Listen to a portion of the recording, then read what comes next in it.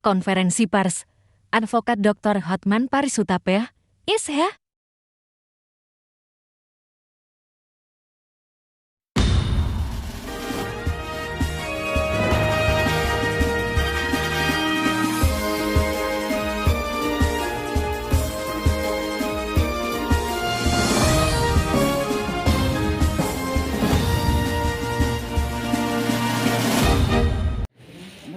Itu yang kita bahas waktu itu, anggaran dasar dan akibatnya. Jadi kalau ada yang mengatakan, Hotman mengatakan institusi peradi itu tidak sah, itu fitnah dan bohong, karena saya tidak sebodoh itu. Itu satu ya. Ya, Anda sudah punya, silakan nanti mereka akan membahas tentang apa arti batal akibat hukumnya. Oke. Yang kedua, juga beredar di luaran sana, katanya yang dibatalkan ini tadi anggaran dasar sudah disahkan di Munas 7 Oktober 2020. Itu tercantum dalam putusan Pengadilan Tinggi Medan. Ternyata disebutkan di sini Pengadilan Tinggi pun sudah memberikan tanggapan atas itu, yaitu di halaman 35. Di halaman 35 disebutkan di situ, kalau Anda baca, ini dia nih.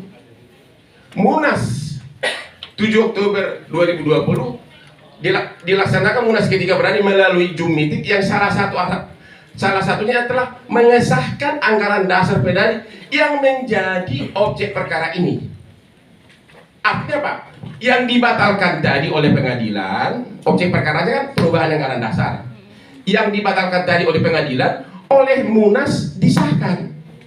Jadi swasta mensahkan membuat putusan yang mensahkan yang sudah dibatalkan pengadilan. Terserah kepada ahli nanti bagaimana penafsirannya.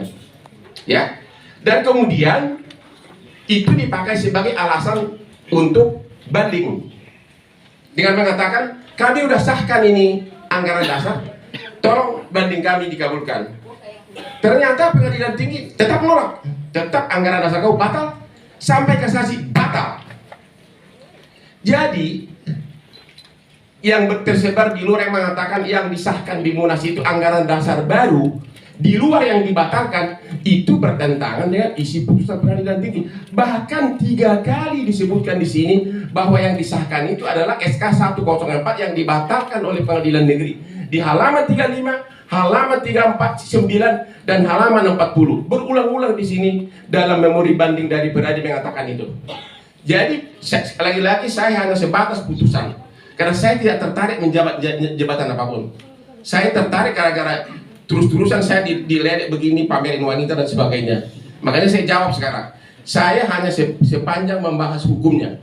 Di sini disebutkan 3 kali oleh memori banding Peradi bahwa yang disahkan di Munas itu adalah surat perubahan anggaran dasar yang sudah dibatalkan. Jadi dibatalkan oleh pengadilan, disahkan mereka. Tapi oleh pengadilan dibatalin lagi, dibatalin lagi, dikasasi. Jadi mana yang sah? Anda silakan tafsirkan. Ya. Yang kedua, yang juga saya bahas waktu itu adalah apakah ada SK Menteri Hukum dan HAM baik terhadap perubahan anggaran dasar maupun terhadap susunan pengurus yang baru, karena itu diatur dalam Peraturan Menteri Hukum dan HAM nomor 3 tahun 2016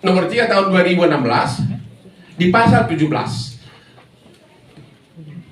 Perubahan anggaran dasar harus disahkan dan juga kepengurusannya. Itu yang saya tanyakan waktu itu. Oke.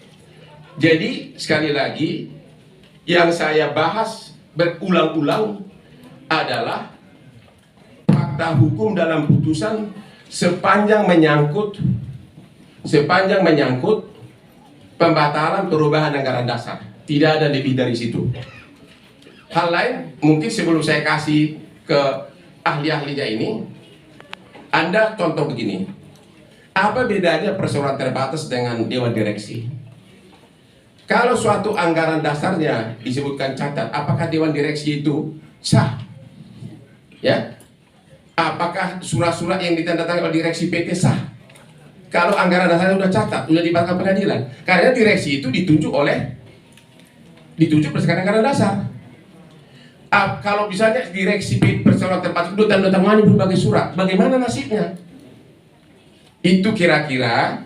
Jadi sekali lagi, Anda pakai itu bahwa saya tidak pernah menyebutkan suatu institusi beradi tidak sah.